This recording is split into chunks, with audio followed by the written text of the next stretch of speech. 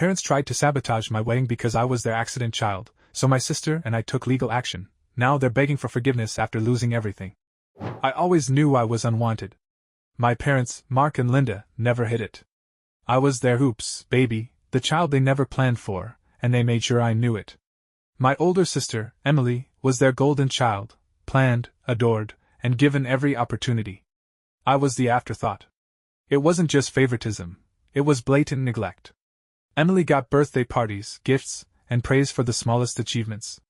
Me? I got forgotten. Once, when I was 7, they completely skipped my birthday. When I asked about it, my mom just sighed and said, "Well, you weren't exactly planned, were you?" Emily was never mean to me. In fact, she tried to include me when she could, but our parents made it clear she was better off without me. They sent her to private school while I was stuck in an overcrowded public school. She had dance classes, piano lessons, and vacations with them while I stayed home with a neighbor. But everything changed when Emily turned 18. One night, I heard shouting from her room. My parents were furious, yelling about betrayal and, "After everything we've given you!" I pressed my ear to the door, trying to understand. The next morning, Emily was gone. No goodbye, no explanation. Just gone. My parents never talked about her again. They packed up her things, erased her from the house, and moved on like she never existed. But I never forgot. Years passed, and I did everything on my own: college, work, life. My parents barely kept in touch, only reaching out when they needed something. It wasn't until my engagement to my fiancée, Sarah, that everything resurfaced. Because Emily came back. And she had a story that changed everything. I hadn't seen or heard from Emily in nearly a decade. My parents acted like she never existed, and after years of silence, I figured she had no interest in reconnecting. Then, one evening, Sarah and I were finalizing our wedding guest list when I got an email from a name I never thought I'd see again. Emily. I just stared at the screen. My heart pounded as I opened it. "Hey, Jason. I know this is unexpected, but I heard about your engagement. I'd really love to see you. There's so much I need to tell you. If you're willing, let's meet. I'll come to you. Please let me know." I barely had time to process it before Sarah noticed my reaction. "Are you okay?" she asked, peeking over my shoulder. I told her everything: how Emily was the favorite, how she left without a trace, and how my parents erased her like she never existed. Sarah, being the amazing person she is, squeezed my hand and said, "You have to see her." So I did. We met at a quiet cafe the next evening. I almost didn't recognize her. She looked older, of course, but also tired. Like she had been carrying a weight for far too long. For a moment neither of us spoke. Then she smiled, a little uncertain. "Hey, little brother." And just like that, years of resentment melted away. We talked for hours. She told me why she left. It wasn't some rebellious phase or selfish decision like my parents had made it seem. They had forced her out. Emily had gotten into a college they didn't approve of. They wanted her to attend the elite, expensive university they picked. But Emily had a scholarship somewhere else, somewhere that didn't cost them anything. They saw it as an insult, as if she was rejecting the life they planned for her. When she refused to obey them, they cut her off completely. No money, no support, not even a ride to campus. She left with nothing. "But I never forgot about you," she said, her voice thick with emotion. "I wanted to reach out, but I was afraid. They made it clear you were their only child now." I felt a lump in my throat. All these years, I thought she abandoned me. In reality, she had been abandoned too. Then Emily hesitated before adding, "There's something else. Something worse." I braced myself. "Our parents, they're planning something. I think they're going to ruin your wedding." I almost laughed when Emily said our parents were planning to ruin my wedding. It sounded ridiculous, until I remembered who I was dealing with. Mark and Linda had never been the supportive type. They barely acknowledged my achievements growing up. Why would my wedding be any different? I leaned forward. "What do you mean? How do you even know that?"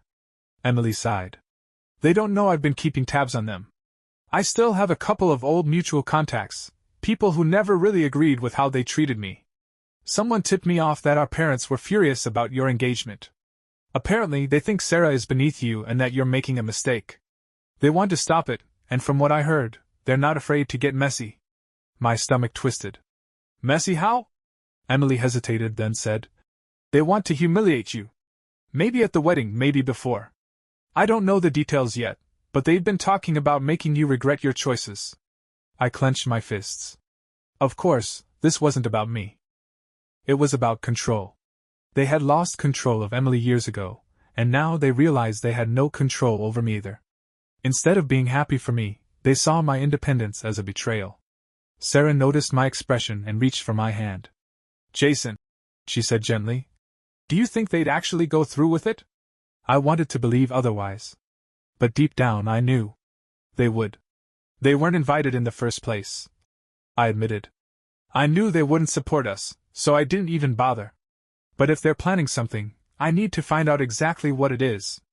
Emily nodded. Leave that to me. I blinked. What? She smirked. I know how they think. And I know how to get information out of them without them realizing. Trust me, I've been doing this for years. I'll figure out what they're planning. For the first time in a long time, I felt like I wasn't alone in this fight. But neither of us were prepared for just how far our parents were willing to go.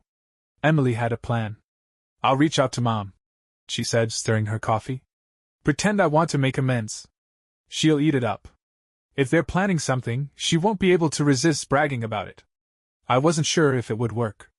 Our parents had erased Emily for years. Would they really just let her back in? But I underestimated how much they loved control. Less than a day later, Emily texted me. Emily, it worked. Mom wants to meet up. Dad's coming too. I'll find out what they're up to. I barely had time to process that before Sarah walked in, looking furious. They called me, she said, waving her phone. Your mom. I froze. What? She was so fake nice at first. Asked about my dress, the venue, acting like she cared. Then she started suggesting things. Like how maybe we should postpone the wedding to make sure we're really ready. Sarah sat down next to me, shaking her head. I told her no. Then she snapped. Started ranting about how you're rushing into a mistake and how they just want to protect you from making a fool of yourself. I gritted my teeth. Unbelievable. They had ignored my entire life, but suddenly, I was their biggest concern. What did you say? I asked. Sarah smirked. I told her we're perfectly happy, and that she and your dad weren't invited anyway. Then I hung up. I couldn't help but grin. This is why I love her. Later that night, Emily called me. I met with them, she said. And Jason, it's worse than I thought. I braced myself. They're not just trying to break up your engagement. They're planning something for your actual wedding day. My heart pounded. What do you mean? Emily took a deep breath. They're hiring someone. A so-called wedding guest to show up and cause a scene. Mom was laughing about how scandalous it would be. I don't have all the details yet, but they think it'll be enough to make Sarah call off the wedding on the spot. My blood ran cold. This wasn't just meddling. This was sabotage. And I wasn't going to let them get away with it. I barely slept that night. My parents weren't just trying to ruin my relationship, they were orchestrating a disaster for my wedding day. First thing in the morning, I called Emily. We need to stop them, I said. Do you know who they hired? Not yet, she admitted. But Mom was really smug about it. She said something like, let's see how his little fiancé reacts when the truth comes out. The truth? What truth? Sarah and I had no secrets. This had to be a lie. Sarah was just as furious when I told her. So what's the plan? She asked. Because there's no way they're ruining our wedding. We had two options, wait for the disaster to unfold or get ahead of it. We chose the second.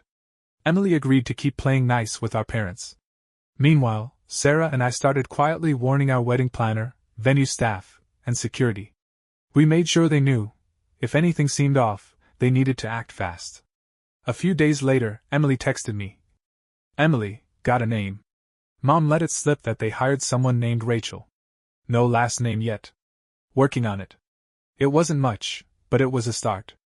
Then, completely out of nowhere, Rachel contacted Sarah. She got a message from a random number. Hey Sarah. I know this is weird, but I really need to talk to you before the wedding. It's about Jason. Please, just hear me out. It's important. Sarah immediately showed me. What do you think? She asked. I didn't hesitate. Let's meet her. If my parents thought this woman could break us apart, We needed to know exactly what she was going to say. So we set up a meeting. Public place. Neutral ground. We told Emily to stay on standby in case things went sideways. And when Rachel arrived, we immediately understood why my parents chose her. Because she was my ex. The one I hadn't seen in 6 years. The second Rachel walked into the cafe, I felt Sarah tense beside me. She didn't know much about Rachel, just that we had dated years ago and ended things on bad terms. Rachel, on the other hand, looked way too comfortable. She smiled like we were old friends. "Wow, Jason," she said, sliding into the seat across from us. "Long time no see." I kept my voice firm. "Cut to the chase, Rachel. Why are you here?" She tilted her head, pretending to be hurt. "What, no small talk? No, how have you been?" Sarah folded her arms. "You messaged me, not Jason. So why don't you tell me what's so important?" Rachel sighed, then leaned forward. "Look, I just wanted to give you a heads up. Jason hasn't been honest with you." I almost laughed. So this was their plan. "Really?" Sarah said, playing along. "And what exactly has he lied about?" Rachel hesitated, as if expecting Sarah to be more gullible. "Well, I just think you should know about his past. About us." She glanced at me. "He never told you how serious we were, did he?" Sarah raised an eyebrow. "He did, actually. He told me you dated, he told me why it ended, and he told me you were manipulative." Rachel's fake sympathy disappeared in an instant. "I'm just trying to help you," she snapped. I shook my head. "No, you're doing exactly what my parents paid you to do." That made her freeze. Sarah smirked. "Oh yeah? We know." For the first time, Rachel looked nervous. "I don't know what you're talking about." I leaned forward. "Let me guess. My parents reached out to you, offered you money to show up at our wedding and cause a scene? Maybe claim I cheated? Say I still love you?" Her silence told me everything. Sarah didn't hold back. "Honestly, Rachel, it's pathetic. You let two bitter old people buy your dignity?" Rachel's face turned red. It's not like that." I shook my head. "I don't care. Here's what's going to happen. You're going to walk away, and you're not going to show up at our wedding. Because if you do, we'll have security drag you out so fast you won't even have time to fake tears." Rachel stood up abruptly, her chair scraping against the floor. "Fine," she snapped. "But don't come crying to me when your perfect little marriage falls apart." And with that, she stormed out. Sarah sighed, leaning into me. "Well, that was pathetic." I exhaled. "Yeah. But it means my parents are desperate. And that means they won't stop here." Emily confirmed it an hour later. "Emily, Mom's furious," said Rachel Blewett. "Now they're taking matters into their own hands." Sarah read the text over my shoulder. "I don't like the sound of that." Neither did I. Because my parents weren't just vindictive. They were calculated. And they were about to cross a line they couldn't come back from. After Rachel failed, my parents didn't waste time. Emily texted me the next day. "Emily, Mom and Dad are planning something bigger. They said, if we can't stop the wedding, we'll make sure they regret it." That sent a chill down my spine. Sarah frowned. "What does that even mean?" I had no idea, but I knew one thing: they weren't done. Later that night, an unknown number called me. I didn't answer, but they left a voicemail.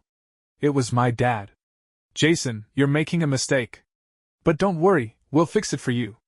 I felt sick. This wasn't just meddling anymore. This was a threat. And whatever they were planning next, we had to be ready. I wasn't going to let my parents ruin this. Sarah and I tightened security, warned the venue, and made sure only trusted guests were on the list. But they still found a way in. On the day of the wedding, everything seemed perfect, until, right before the ceremony, a woman I didn't recognize tried to push past security, screaming my name. Emily and I rushed over as security blocked her. She was frantic. "Jason, please! You need to hear this before you make a mistake." I had no idea who she was. But then, Emily gasped. "Jason," she whispered. "That's our parents' lawyer." My blood ran cold. What insane stunt were they trying to pull now? The woman, our parents' lawyer, kept struggling against security. "Jason, you don't understand. Your parents sent me with urgent information." Emily crossed her arms. "Let me guess. A fake legal issue? Some nonsense to stop the wedding?" The lawyer hesitated. It's about your fiancé. Sarah, standing beside me, tightened her grip on my hand. Go on, she said coolly. The lawyer straightened. Your parents have evidence that Sarah is only marrying you for money. Silence. Then Sarah laughed. Laughed. Right in her face. Wow, she said. That's the best they could come up with. I turned to the lawyer. Tell my parents they lost. And if they try anything else? I gestured to security. They'll be escorted out, permanently.